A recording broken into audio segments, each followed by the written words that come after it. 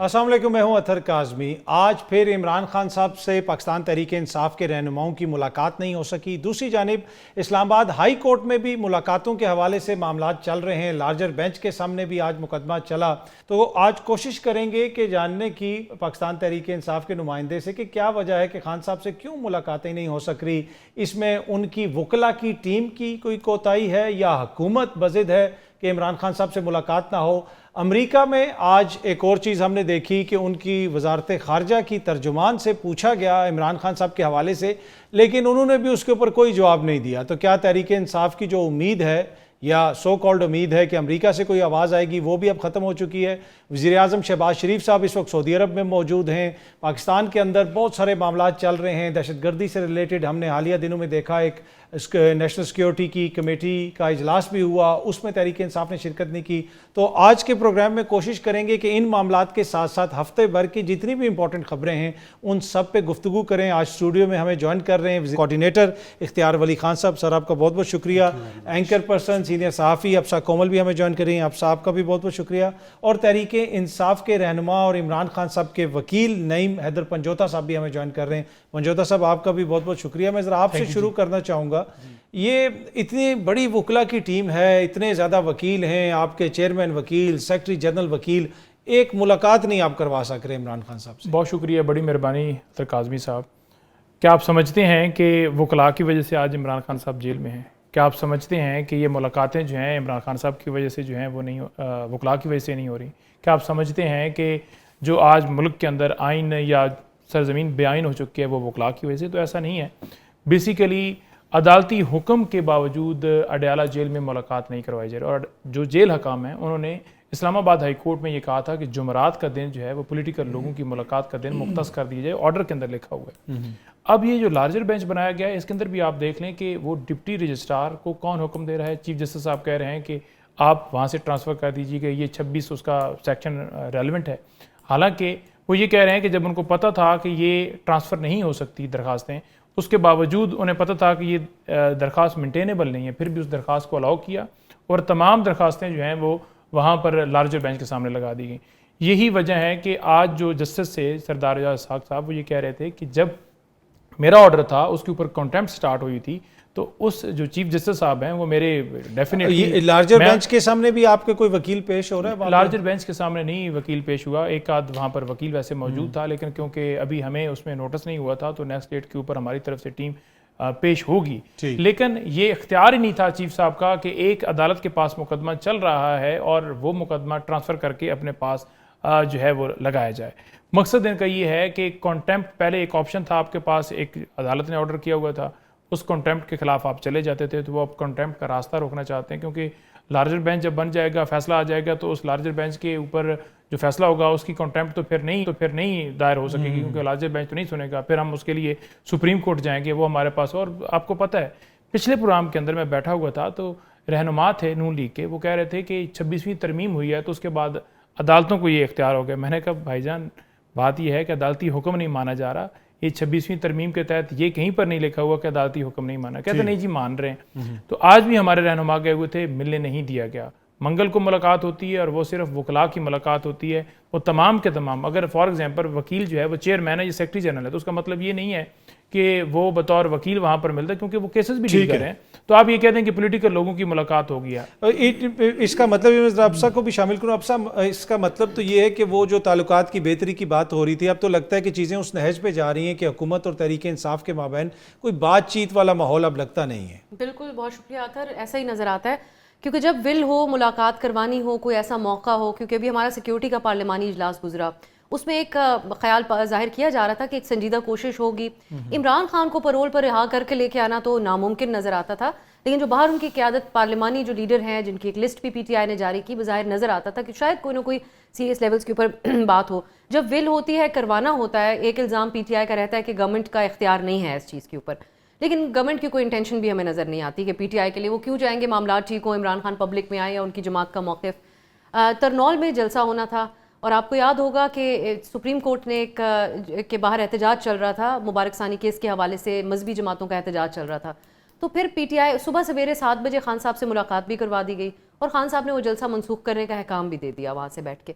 ऐसा नजर आता है कि आजकल जो दौर है पीटीआई की अपनी एक लेवल के ऊपर ये कमजोरी भी तंजीम की नजर आती है। इसमें जो इनकी जमात प्रेशर जिसे कहते हैं ना बनाने में नाकाम रही है। अब खैबर पख्तूनख्वा के अंदर इनकी अपनी हुकूमत है, ऑल्दो के अली मीन गंडापुर साहब उस इजलास में भी उन्होंने शिरकत की जिसका आपने जिक्र किया, लेकिन उस तरह प्रेशर लगता नहीं है। जब बुशरा बीबी थी उन्होंने कुछ अरसा लीड किया, लगा कि हुकूमत के ऊपर प्रेशर है। अब तो लगता है कि मामलात बिल्कुल मामूल के मुताबिक चल रहे हैं, तो वाई वो हुकूमत क्यों इनको सुने? एक तो ये, और दूसरा ये प्रेशर बिल्ड करना तो बहुत दूर की बात रह गई है। जहां आपका लीडर जो आपको डे टू डे बिजनेस कैसे चलाना है, एक एक चीज के ऊपर अहकामात खुद खान साहब अडियाला से बैठ कर देते हैं, ये बताते हैं, हरफ आखिर उन्हीं की बात है। अगर उनसे मुलाकात भी नहीं हो पा रही तो ये तो बहुत बड़ी कमजोरी जाहिर कर रही है पीटीआई की। सिर्फ प्रेशराइज करना चीज़ नहीं होती, पॉलिटिक्स अपने लिए रास्ता बनाने का नाम भी होता है। तो हमें उस तंजीम के लेवल के ऊपर ये नाकामी नजर आती है। ये नहीं मालूम कि तमाम चीज़ें एक शख्स के पास होना, इमरान खान साहब का तमाम फैसले होना वजह बन रही है, पार्टी की क़यादत का बाइख्तियार ना होना वजह बन रहा है, या दीगर वजूहात हैं। सो बज़ाहिर तो ये कमज़ोरी पीटीआई के ऊपर रिफ्लेक्ट कर रही है। ठीक है इख्तियार वली साहब, अब हुकूमत के ऊपर बहुत ज़्यादा तनकीद होती है कि आप लोग सियासी लोग हैं, दो बड़ी सियासी जमातों की हुकूमत है, एक बंदा जेल में बंद है, कभी उससे मुलाकात नहीं करने देते, कभी आप इनको जलसे जुलूस की इजाज़त नहीं देते। अगर आपने आज नौशहरा में जलसा करना है, यकीन कीजिए खैबर पख्तूनख्वा की हुकूमत आपको इजाज़त दे देगी। लेकिन अगर आज इन्होंने लाहौर में जलसा करना है या इस्लामाबाद में, क्या आप इनको इजाज़त देंगे? थैंक यू वेरी मच अत्तर। मुझे तो इसलिए इजाज़त मिल जाती है क्योंकि मेरा जो ट्रैक रिकॉर्ड है वो ठीक है। मेरे किसी जलसे में कोई बंदे मरते नहीं हैं। इनका जो ट्रैक रिकॉर्ड है वो ज़रा थोड़ा सा उसमें मसला है, उसमें अक्सर बंदे मारे जाते हैं और उसमें लॉ एंड ऑर्डर की सिचुएशन बनती है। और इनको जलसा तब चाहिए होता है जब यहाँ पर कोई बाहर से कोई बड़ा डेलीगेशन आया होता है और उन्होंने पाकिस्तान में इन्वेस्टमेंट करनी होती है। सो मेरे ख्याल में there is a lot of difference between, आप अभी बात कर रहे थे अफसा से, तो मुझे जो चीज़ लग रही है तहरीक इंसाफ, ऑल्दो कि इमरान खान की फॉलोइंग भी है, कौमी असम्बली में, सूबाई असम्बली में उनकी एक बड़ी तादाद बैठी है, लेकिन ये पॉलिटिकल पार्टी अभी तक नहीं बने। पॉलिटिकल पार्टी का सबसे पहला जो कंपोनेंट होता है ना, वो तंजीम होती है, नज़म व ज़ब्त होता है, डिसिप्लिन होता है। क्या आपको तहरीक इंसाफ की फोल्ड्स में, इनकी सफ़ों में आपको कहीं डिसिप्लिन नज़र आता है? नो, इनमें कोई बड़ा छोटा नहीं। आपकी काबीना में परवेज खटक साहब बैठे हुए हैं, ये किस किस्म का डिसिप्लिन है? ये नहीं, ये अब आप इसका उससे कोई ताल्लुक ही नहीं है। नहीं, पर मतलब कि उस पर मैं आ जाता हूँ, वो आप पूछ लें। इधर किधर डिसिप्लिन है? इधर वो मैं आपको बता देता हूँ। किसी भी जमात में जो लोगों को आगे कर दिया जाता है, हुकूमत जो है वो कोalition गवर्नमेंट है, लेकिन मैं आपको वैसे बता रहा था कि पीटीआई में वो डिसिप्लिन नहीं है। अगर डिसिप्लिन हो ना तो फिर इमरान खान चाहे जेल में हो, चाहे जहां पर भी हो, कैद खाने में, हुकूमत खाने में, ताखाने में भी हो, पार्टी को पता होता है कि उन्होंने क्या लाइन लेनी होती है। नेशनल सिक्योरिटी, अगर मैं आज मुलाकात की बात करूं, आप अडियाला जेल के सुपरिटेंडेंट जेल के पास चले जाएं, जितनी मुलाकातें गुज़श्ता एक साल में इमरान खान साहब की हुई हैं, इतनी किसी कैदी की नहीं हुई है। डिस्पाइट उसके बाद भी फिर पीटीआई नाराज़ है।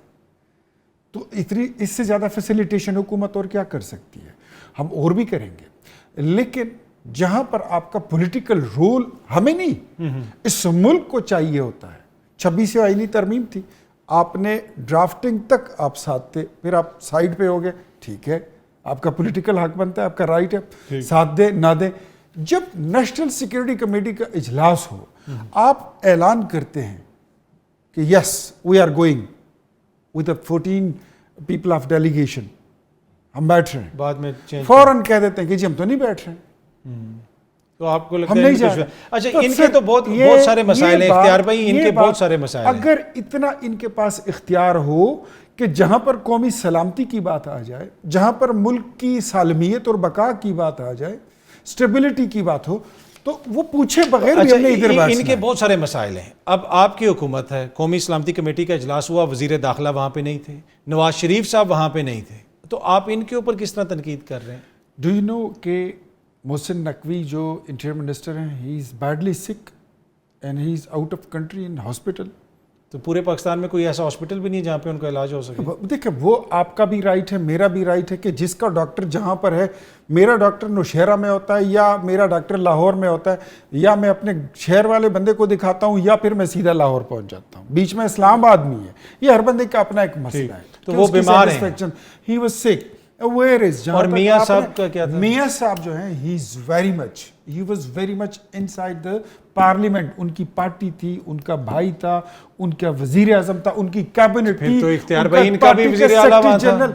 फिर तो इनका अली अमीन गंडापुर भी वहां पे था। फिर तो इन पे आप If you तनकीद ना say, करें। नहीं, उनकी आईनी जिम्मेदारी थी और उन पे ये लीगल ऑब्लिगेशन थी कि उन्होंने वहां पर बैठना था।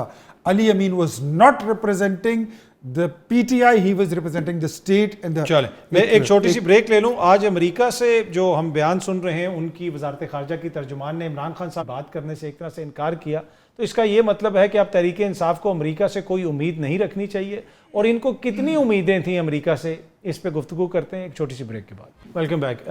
पंजोता साहब, वो जो अब अमेरिका से ये बयान सामने आया, उन्होंने कहा जी हम इस पे कोई बात नहीं करना चाहते, ट्रंप साहब ने अगर कोई बात करनी है तो आप वाइट हाउस से पूछ लें। तो और फिर वो जो एक कमेटी आप लोगों ने बनाई हुई थी जो ओवरसीज़ मामलात को देखती थी, अब वो भी खबर आ रही है कि उसको भी तहलील कर दिया गया है। तो क्या मायूसी की वजह से तहलील किया है? जो आप चाहते थे कि ट्रंप कॉल करे वो कॉल नहीं आ रही, क्या मसला है? देखें काज़मी साहब, बात यह है कि हम तो पहले भी बड़ा वाज़ेह मौक़िफ़ रख चुके हैं कि इमरान खान साहब ने जो मौक़िफ़ रखा है, तहरीक इंसाफ का जो मौक़िफ़ है, हर एक के आपने बयान देखे, जिसमें यही था कि हम तो अदालती निज़ाम जो है जैसे भी कंप्रोमाइज़ किया गया है इसी के ज़रिए अपनी रिहाई लेंगे। ये गलत बात थी। ये तासर दिया जा रहा था कि जैसे कोई हमने कहीं अमेरिका जो है एप्लीकेशन सबमिट करवा दी है और वहाँ अदालत में मुकदमा लगेगा और ट्रंप उधर से ऑर्डर करेंगे। ये तो एक नैरेटिव है ना जो बिल्ड किया जा रहा था। हाँ, जहाँ तक बुनियादी इंसानी हकूक़ की खिलाफ वर्जियों की बात है पाकिस्तान के अंदर, जिस तरह रिगिंग हुई, जिस तरह आइन पामाल किया गया, जिस तरह पीका लॉज और ये सारी चीज़ें की गई हैं, इसके ऊपर जो है अगर कोई मुल्क ओपिनियन देता है तो वो ओपिनियन रख सकता है। उस ओपिनियन को हम ज़रूर सराहते हैं और उस ओपिनियन को देना चाहिए। हम भी पाकिस्तान जो है वो फ़लस्तीन में जो जुल्म हो रहा है हम उस पर बात करते हैं, तो उसको उससे रिलेट नहीं किया जा सकता कि ये NRO। देखिए NRO बड़ा आसान है। पहला NRO जब आप बात कर रहे थे खुद मुख्तारी की, आज़ाद खारजा पॉलिसी की, उस वक्त ही आप उस मौक़िफ़ से पीछे हट जाते तो आप बिल्कुल उसमें कोई आपको प्रॉब्लम ना होता। उसके बाद जब इमरान खान के ऊपर हमला होना था उस वक्त भी उन्होंने बात की कि अब मेरे ऊपर अटैक जो है वो किया जाएगा, ज़मान पाक मुकदमात सारी चीज़ें की, उन्होंने नहीं कहा। अभी भी जेल के अंदर उनको ऑफर्स की गई कि आप बिल्कुल बनी गाला चले जाइए, उधर चले जाइए, खामोश हो जाइए, बात ना कीजिए, इस सेटअप को चलने दीजिए, लेकिन वो अपने मौक़िफ़ पर कायम है। वो तो कहते हैं क्लियर कि मैं अदालती निज़ाम। वो तो ये कहते हैं ना कि आपका मौक़िफ़ ये है कि हमें हुकूमत दे दें, इन लोगों को फारिग करें, हमें हुकूमत दे दें, ये है आपका असूली मौक़िफ़। जो हुकूमत कहती है कि इनका मौक़िफ़ ये है। देखिए मौक़िफ़ हमारा ये है कि पाकिस्तान में आइन और कानून की बालादस्ती, अगर इनका मौक़िफ़ उन्होंने मान लिया तो आपके लिए बड़ा मसला बन जाएगा। देखिए हम ये कहते हैं कि अवामी मैंडेट होना चाहिए, अवामी मैंडेट तस्लीम करना चाहिए, जो कि 8 फरवरी को भी तस्लीम नहीं किया। हम तो कह रहे हैं कि आप मेरिट पे इलेक्शन करवाएं। मेरिट पे इलेक्शन क्या हुआ है, हम अब करा लें, कल करा लें, परसों करा लें, नहीं होगा।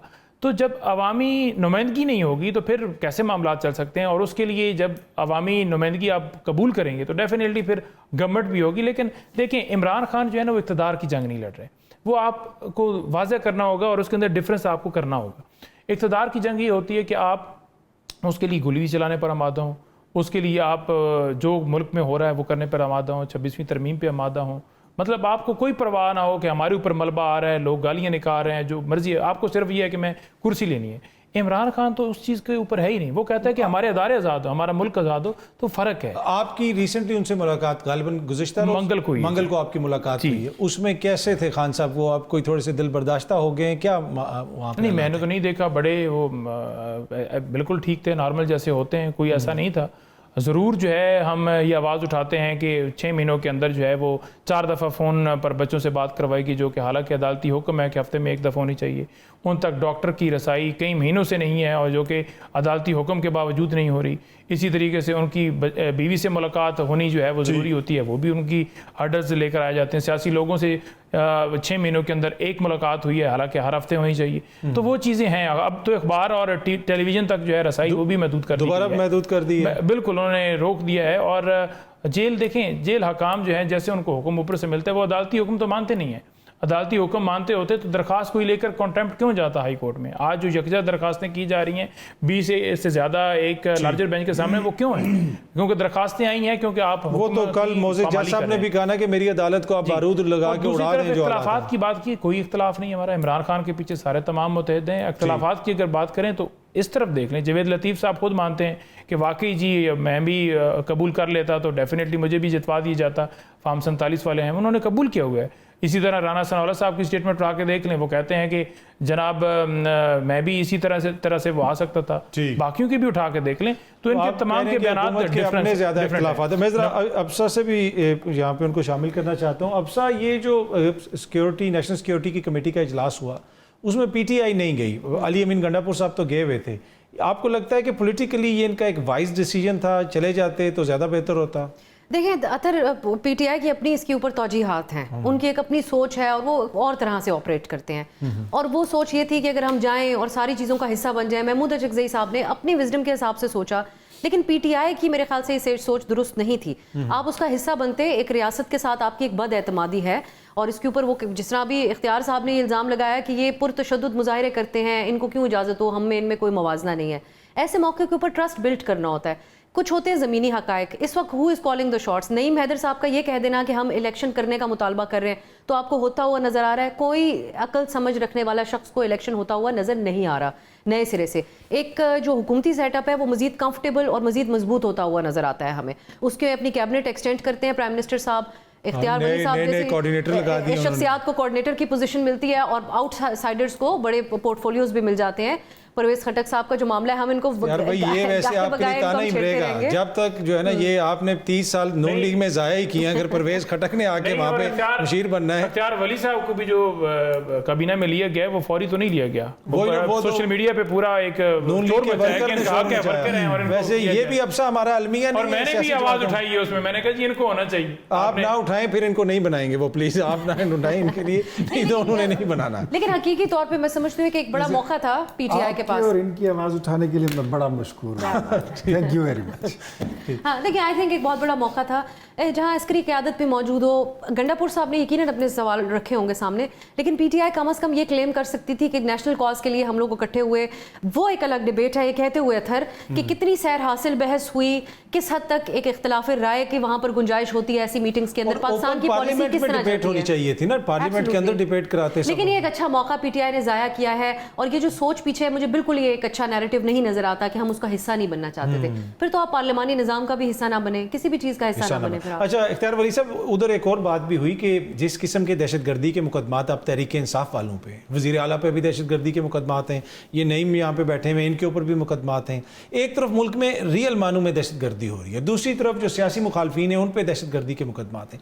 इससे हम चीज़ों को कन्फ्यूज़ नहीं करते? ये होता है, पॉलिटिकल मामलात आपके ऐसे होते हैं ना कि आपने किया कुछ और होता है और आपको रगड़ा कहीं और किसी और। आपसे वैसे कभी दहशतगर्दी का मुकदमा हुआ है? 780 का पर्चा हुआ है? 2 बार हुआ है।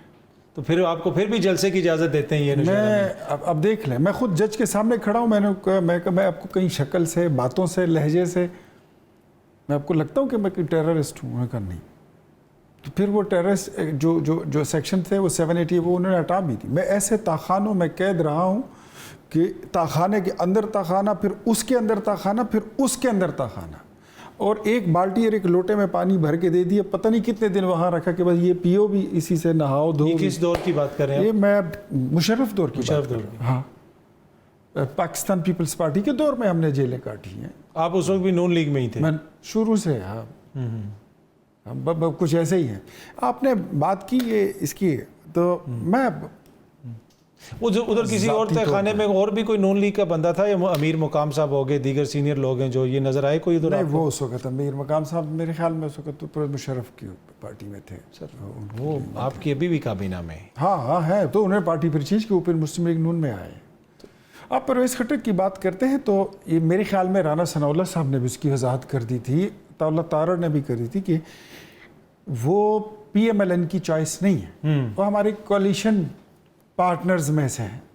और वो PTI को तोड़ देंगे खैबर पख्तूनख्वा में? देखिए ये तो अब मैं अगर कहूँ कि तोड़ देंगे ना तोड़ देंगे वो तो एक अलग बात है। हालांकि वो मैंने एक बात कह भी दी थी कि वो वो बेचारा इस उम्र में बादाम नहीं तोड़ सकता, वो पीटीआई को क्या तोड़ेगा।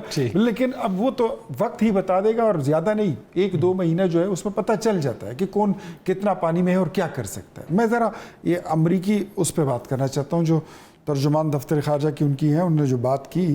देखिए पीटीआई जो है ना, ये अब with due apologies with all people who belong from PTI, नाराज ना हो, ये है जज्बाती लोग। ये थोड़ी सी बात सुन के ना बड़े जज्बाती हो जाते हैं और बहुत ज़्यादा तवक्कुआत वाबस्ता कर जाते हैं। ठीक कि जी इलेक्शन होने लगा है, बस जी game change, Trump is the game changer. और फिर पाकिस्तान में इधर रिजीम चेंज, शहबाज शरीफ हुकूमत फारिग, इमरान खान जेल से बाहर, और सीधा उधर जो है तो वज़ीर आज़म हाउस में बैठ जाएंगे, तख्त नशीं हो जाएंगे। ये चीज़ें इतनी आसान नहीं होती। मैंने आपके शो में कहा था कि there is no concept of free lunches in America even. वहाँ पर कोई मुफ्त में किसी को खाना नहीं खिलाता एक वक्त का। हम अक्सर बैठते थे जब खाना खाने की, अमेरिकन सिस्टम करते हैं, पैसे पूल इन करते हैं। तो ऐसे कैसे हो सकता है कि फला बंदे को छोड़ दो जी? नहीं हो सकता, इम्पॉसिबल। ये सबसे पहले गए उनको मुबारकबाद देने के लिए, प्रोपेगेंडा भी किया। रिचर्ड ग्रेनल की ट्वीटों को इन्होंने, वैसे वो जो रिचर्ड ग्रेनल की जब ट्वीट्स आ रही थी तो हफ्ता डेढ़ तो आप भी बड़े डरे रहे। मैं तो रोज कहता था कि सुबह मेरी ट्वीट होती थी कि देखती आंखों सुनते कानों प्यारे यूथियों, आपको रिचर्ड पाजी का सलाम कबूल हो। तो ये सर जिस दिन आ गई ना ट्रंप की ट्वीट, उस दिन फिर आप देखिएगा यहाँ पे शहबाज शरीफ साहब ने फिर अच्छा मैं आपको एक बात बताता हूँ, वो उन्होंने बड़े मियाँ साहब वाला स्टैंड नहीं लेना। ये मैं शुगर वाले इनकी तरफ से ट्वीट था ना कि मेरी तरफ से देखती आंखों सुनते कानों सलाम, वो भी अच्छी शुगर में था। अच्छा मैं बड़ा यंग एज में था, दैट वाज 27 ओनली। जी मैंने मियाँ नवाज शरीफ को प्रेशर सस्टेन करते हुए देखा है। एक दिन में प्रेसिडेंट क्लिंटन के 3 कॉल्स आई थी उनके पास कि जब एटमी धमाके होने लगे थे। मुशाहिद हुसैन सैयद इस बात की तस्दीक कर सकते हैं, आजकल वो हमारे मुखालिफ भी हैं। हम उधर बैठे थे और उन्हें खबर दी कि प्रेसिडेंट क्लिंटन की कॉल है। नवाज शरीफ ने कहा उनको बताइए कि वो बिजी हैं। दूसरी बार आई तो नवाज शरीफ ने कहा कि आप उनको बताइए कि वो मीटिंग में है। तीसरी बार भी ये बात आई तो उन्होंने ऐसा ही जवाब दिया। ठीक है, इसमें तो 2 चीज़ें, एक तो मियाँ साहब ने प्रेशर सस्टेन किया, दूसरा जो भी मियाँ साहब के दोस्त हैं वो मुखालिफ होते जा रहे हैं। पहले वो जो है अभी आपने बताया कि मुशाहिद साहब भी मुखालिफ हो जाए, मोहम्मद जुबैर साहब भी हैं, वो सारे आप लोगों की सियासत से आप मुतफिक नहीं। प्रॉब्लम बताता हूँ, ये बाद में इमरान खान को भी और सबको पीपल्स पार्टी को भी फेस करना होगा।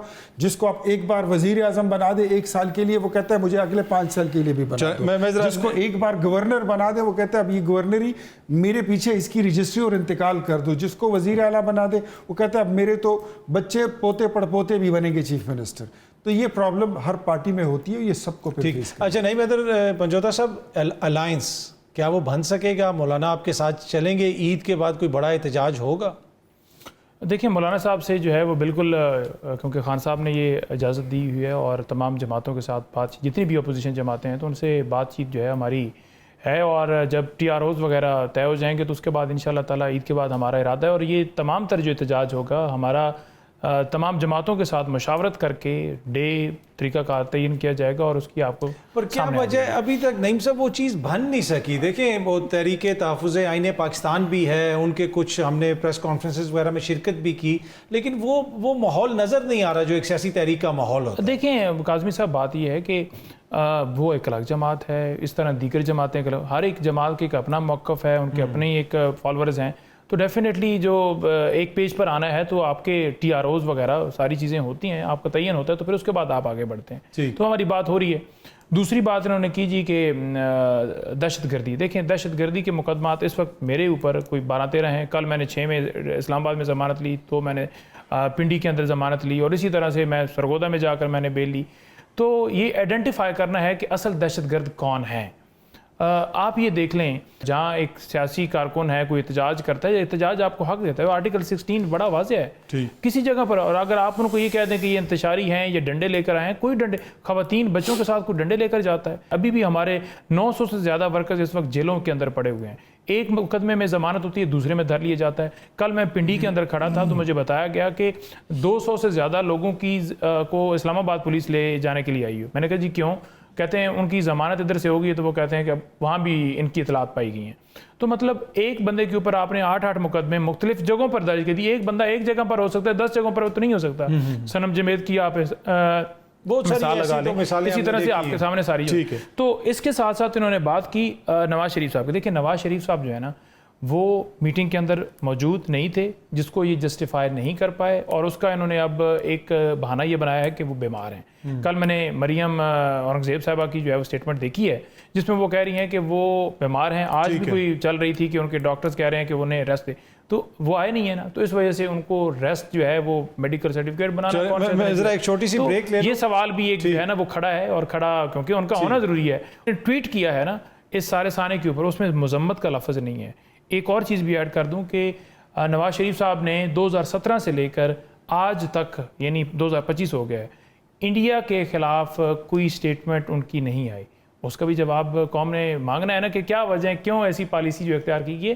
तो ये इल्ज़ाम लगाना बड़ा आसान होता है कि फलाना एजेंट है। ये इल्ज़ाम तो आप पे भी लगते हैं कि आप लोग इंडिया की जुबान बोल रहे हैं, आपका सोशल मीडिया इंडिया की जुबान बोल रहे हैं। तो मेरे ख्याल में सियासी मुखालिफिन पे इस तरह के इल्ज़ाम तो मुनासिब नहीं, उस पर बात करते हैं और अदारों की आज़ादी की बात करते हैं। अगर उसे ये कहें कि ये इंडिया की जुबान है तो ये आपका मैं एक छोटी सी ब्रेक ले लूं, बेनिफिशियरी हैं। ठीक है, ब्रेक से वापस आते हैं तो अफसा से पूछते हैं कि ईद के बाद क्या उनको कोई बड़ी तहरीक नजर आ रही है। एक छोटी सी ब्रेक के बाद वेलकम बैक। एक तो ये तहरीक के हवाले से भी अफसा बताइएगा, मियाँ साहब का वहाँ पे ना आना जो इजलास हुआ, उसको आप कैसे देखती हैं? मियाँ साहब को तो गायब रहना पिछले काफ़ी अरसे से, मुल्की मामलात है, पॉलिटिक्स है, उनकी सियासी जमात वफाक में हुकूमत में है, उनकी साहिबजादी पंजाब में हुकूमत में है।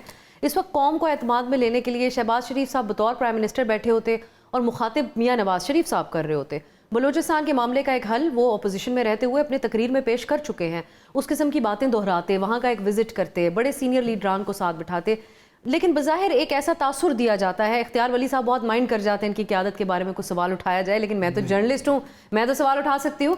मियाँ साहब बिल्कुल एक ऐसा नज़र आता है कि वो रिटायरमेंट ले चुके हैं। बज़ाहिर तासुर ये मिलता है कि मियाँ साहब सियासत से रिटायरमेंट ले चुके हैं, या फिर वो नाराज़ हैं उस किस्म के कॉम्प्रोमाइज़ जो करके उनको हुकूमत में आना पड़ा। और ये एक पॉलिटिशियन को बड़ी कमज़ोरी और इररेलेवेंसी जाहिर करता है एक सियासतदान की। या फिर डिस्कोर्स में उनको नहीं लगता कि उनकी बात की कोई अहमियत होगी, उसको सुना जाएगा, या आउटडेटेड हो गया वो फॉर्मेट ऑफ पॉलिटिक्स जो वो करते थे। ये मेरा ओपिनियन है। मियाँ साहब के सियासत के हवाले से काफ़ी हद तक उनकी अब नहीं उनका जिक्र। हम इस गुफ्तगू में ज़बरदस्ती आपने ये सवाल मुझसे किया, वरना ये सवाल भी नहीं बनता था मियाँ साहब के हवाले से। मैंने कहा और मियाँ साहब का जिक्र ना आया तो इख्तियार वली साहब नाराज हो जाएंगे, इस वजह से मैंने जबरदस्ती नहीं, ये सवाल ही नहीं बनता था। अथर ये तो हम जबरदस्ती अपनी गुफ्तगू के अंदर लाते हैं, क्योंकि एक सीनियर लीडर है जिनकी एक बड़ी मुख्तलिफ और प्रैक्टिकल अप्रोच रही है पाकिस्तान के मामलात के ऊपर, वो आज नजर नहीं आती हमें।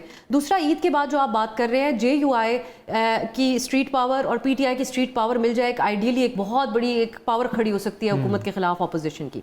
लेकिन PTI जो अपने लोगों को ओन और डिसओन कर देती है। सलमान राजा साहब, मैं तो कम अज़ कम अपनी बचपन लड़कपन से देख रही हूँ, हमारी पॉलिटिक्स के, हमारी जो पॉलिटिकल पार्टीज़ को रिप्रेजेंट करते रहे अदालतों के अंदर, एक वकील के तौर पे, कानूनी शख्सियत हो या ह्यूमन राइट्स की, बड़ी एक उनकी इज्जत रही। मैं तो समझती हूँ कि बेशक उनको सेक्रेटरी जनरल PTI ने बनाया, लेकिन उनके ऊपर भी एक शक व शुबहात का इजहार कर दिया जाता है। कोई भी महफूज नहीं है इससे, खैर वो बैरिस्टर गौर साहब हों, एक दिन आप ओन करते हैं, दूसरे दिन डिसओन करते हैं, एक दिन उसको पार्टी का हमायती बता के तौर पे एक बड़ा मुखलिस शख्स बताते हैं, दूसरे दिन आपने, अच्छा वो शक व शुबहात इनके सिर्फ बयानात की हद तक नहीं होता। PTI के लोगों के जो आपसी इख्तलाफात है, वो जब कारकुन जब वो सवाल उठाने लगता है तो मेरे ख्याल से मोरल पॉलिटिशियंस का बड़ा डाउन होता होगा, जो बहुत ज़्यादा सेक्रीफाइसेस कर रहे होते हैं उस पोजीशन पे।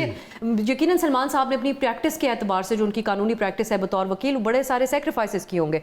सो इस मौके पे JUI जो रख रखाव की सियासत, मौलाना को इज्जत देना, रिस्पेक्ट, मुझे बहुत कन्फ्यूजन नजर आती है जब हम JUI के लोगों से बात करते हैं PTI के बारे में।